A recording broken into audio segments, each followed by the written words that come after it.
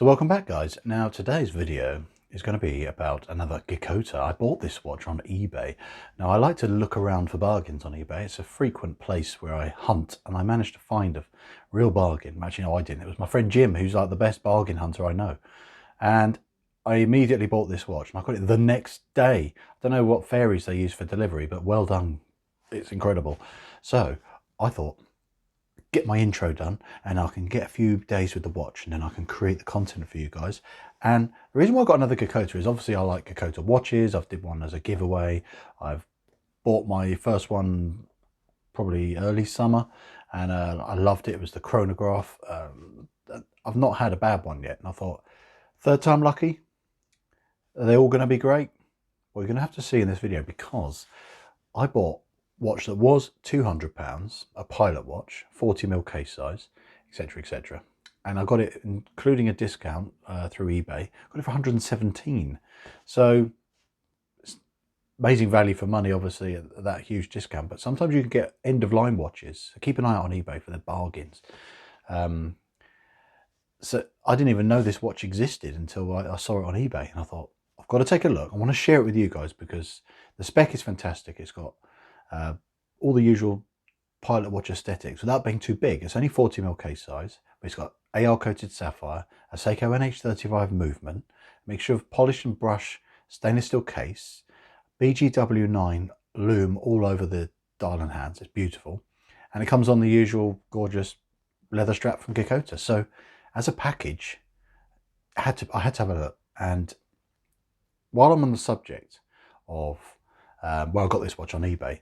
Thanks for all of you guys who've already bought from my store. I've sourced and I'm supplying my own range of straps. Instead of me always banging on about everyone else's straps being great, I wanted to talk about how good my straps are. And if you don't believe me, just go and check out what's on store. And I've got loads on there. I've got more coming. I've spent all the money in the world that I've got left on blooming straps. So that's how much I am proud of what I've got to share with you. So that's my plug out of the way. Get it out of the way early. Now we're going to talk about the watch. So let's have a look-see.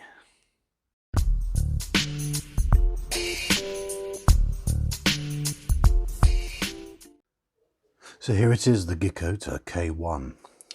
A little bit dated now. I've got this as new end-of-line stock.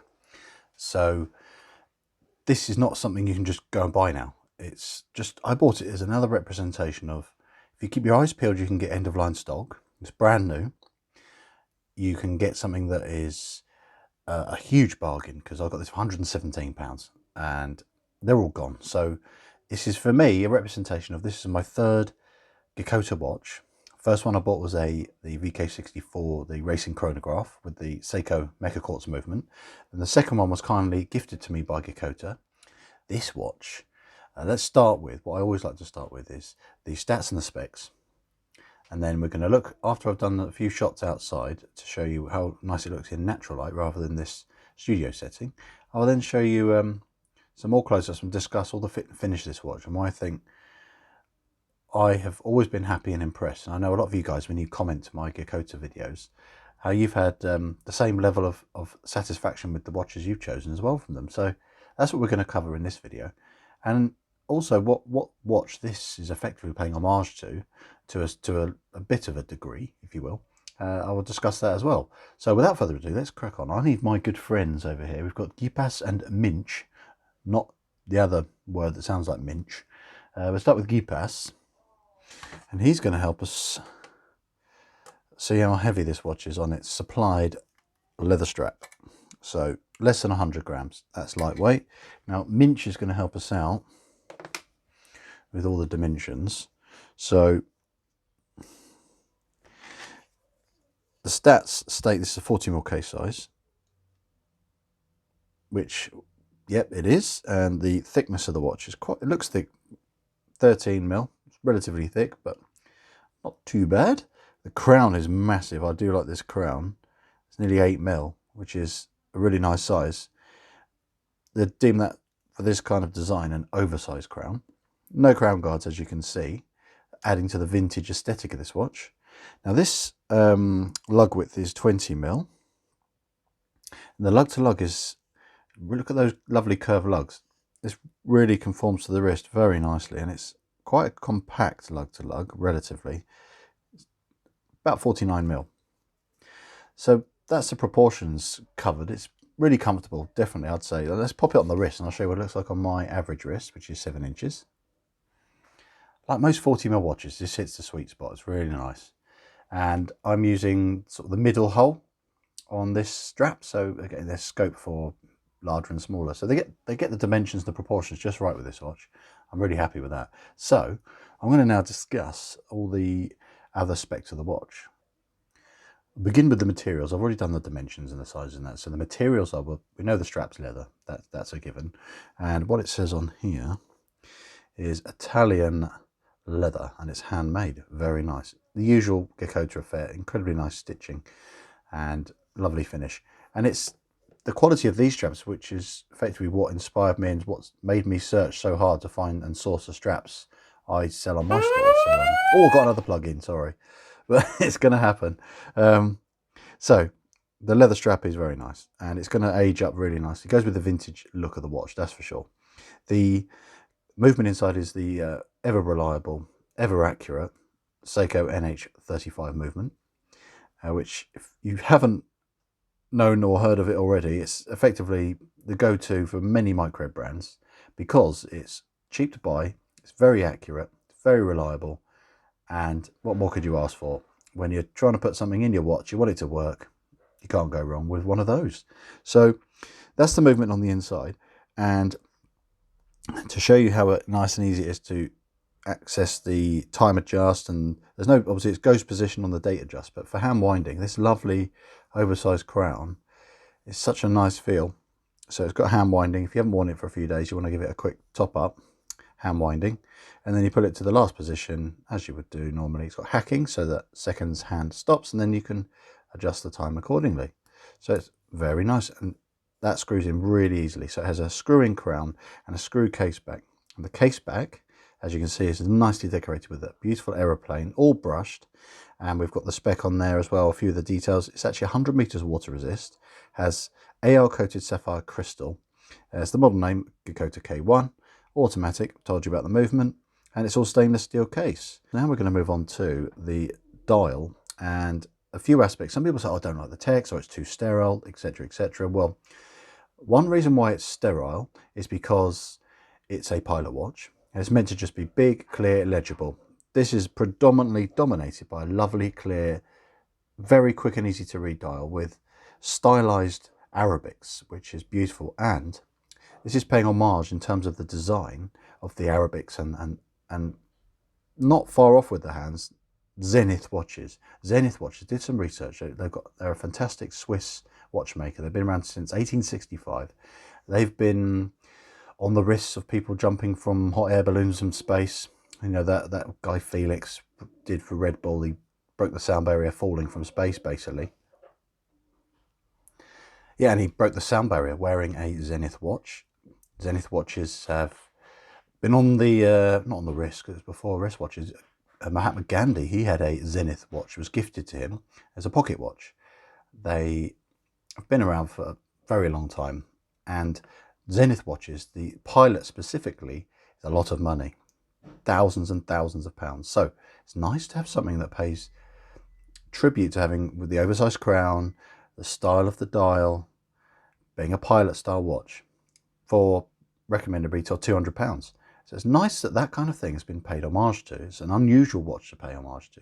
It's not your usual things that we often see on the channel and other channels. It's nice to have something that's followed a different path. And for that reason alone, I like this a little bit more than I would normally, because of a different type of heritage that this is paying tribute to. So going back to this dial, I'm going to show you now the lume, which is BGW9, which is a more of a minty blue colour. So let's take a look at that. So I haven't gone full pitch black mode, because sometimes it's good to see, even when you've got a bit of ambient light around you in the background, how crisp and bold the lume can be, because the lume always looks very impressive when you turn all the lights out and all you see is the lume. But sometimes it shows how good and how crisp the lume is when you're on low light conditions, because that's 99% of the time when you're going to need to have a glance, see what the time is. it's very rare to be absolute pitch black. If it's the middle of the night, you might want to check the time, but for any of us that are going to go from a light to a dark situation, this is a good representation of how good this lume is. Now, before I get real close with this watch, show you some better close-ups as best I can with this camera. Here's a little slideshow of the little beauty out in the limited autumn light and sunshine I managed to capture today. So let's take a look.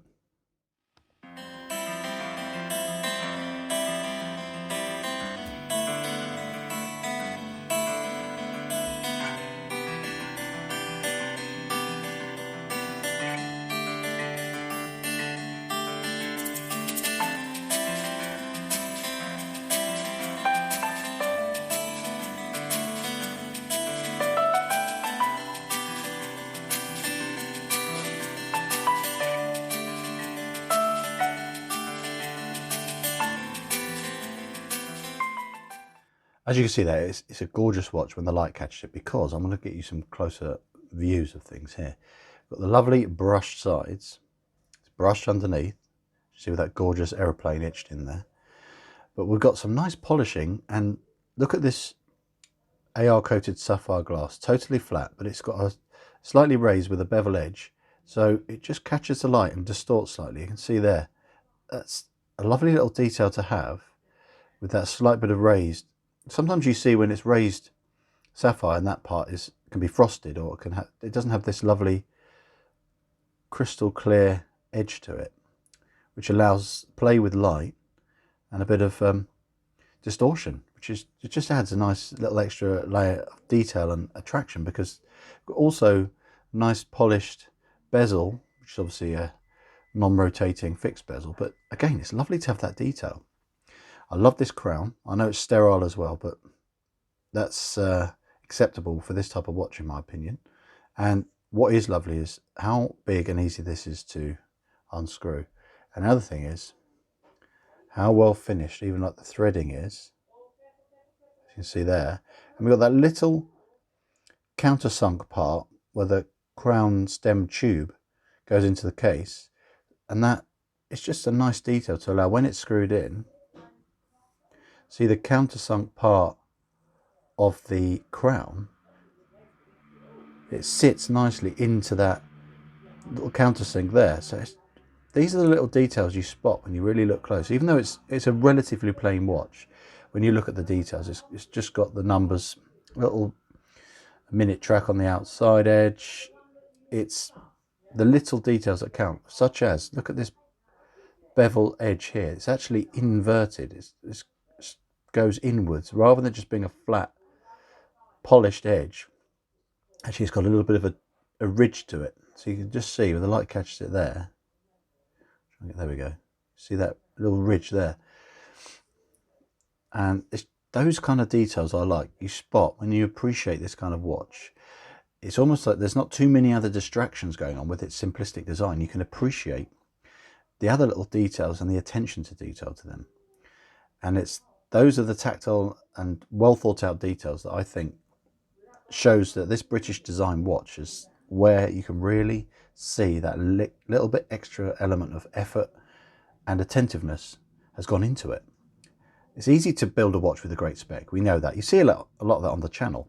But what is, in my opinion, just takes certain watches at this price point to the next level is focusing on those little design details. And that's why I do like this watch. So what can I say? I've obviously discussed a lot about the likes of this watch. Likes are going to be slim, to be honest with you, because realistically, we're judging this even at a full retail price, £200. Yes, this watch is very likely to have been made in China, from what I understand. But we can't be judgmental of anything watch-wise made in China that's an entry-level or good value watch, because that's where a lot of watches at this price point are made. So it's the attention to detail, though, which I like. But what would I change? What would I criticize? Well, even though I like sterile dials, I think this could still benefit from a little something just to break up that big expanse of matte black on the dial.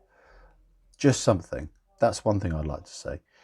The hands could have had, in terms of the the thickness, the width of the sword hands, they could have had been a bit bigger.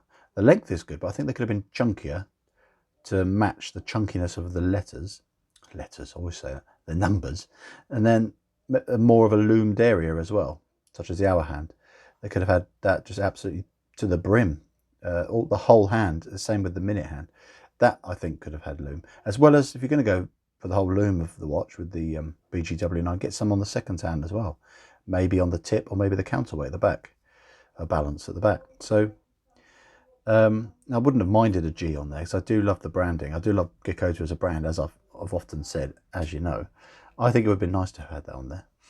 And I can't really find a huge amount else to criticise. Maybe a dark brown strap would have been nicer. Don't get me wrong, I do like this colour, but I think dark brown may have helped soften this down a bit, maybe. I think maybe one last thing that might concern me for long-term finish of this watch would be, as it's a pilot / tool watch, which is what any pilot watch should be, I don't think it should maybe have a polished bezel, because that's going to be quite reflective, especially on the front part of the watch. And the reason why pilot watches have matte dials and big numbers on them is for legibility. And something as attractive as a glossy, shiny, reflective bezel might detract slightly. But this is kind of a dress pilot watch, I would say. It brings it to that by having that extra element of polishing on there. And maybe the fact that's why, and also it doesn't have the traditional riveted parts there on the strap, which again, that would look good.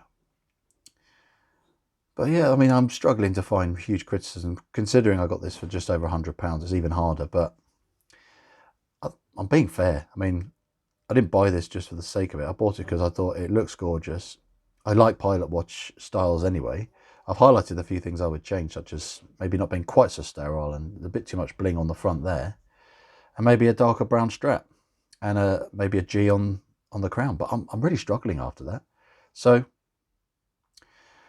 I think I've been pretty fair and thorough on this little beauty. And my question I asked myself at the beginning, is it third time lucky? All three of the Gekkouta watches I've seen been consistently good? The answer is quite simply yes, because I have physically held and worn and enjoyed 3 watches, and they've all been extremely good fit and finish. They've all had good, reliable movements in them, and they've had lovely, beautiful British design. What more could you ask for? And I think they're very reasonably priced, to be honest with you. I mean, and the good thing to do is to look out for these bargains on eBay. So keep your eyes peeled, guys. And I do hope you've enjoyed this detailed look at this gorgeous Gekkouta watch. And I just want to thank all of you for watching and for all your support. And I want to thank Gekkouta again for being such a good support to the channel. And I'm still a customer. I'm still buying your beautiful products. So that's a testament to how much I still enjoy their products, is I will put my hard-earned money out there and buy one, even though I got it as a bargain on eBay. But that's besides the point. Thanks for watching, guys. I'll see you in the next video. Bye for now.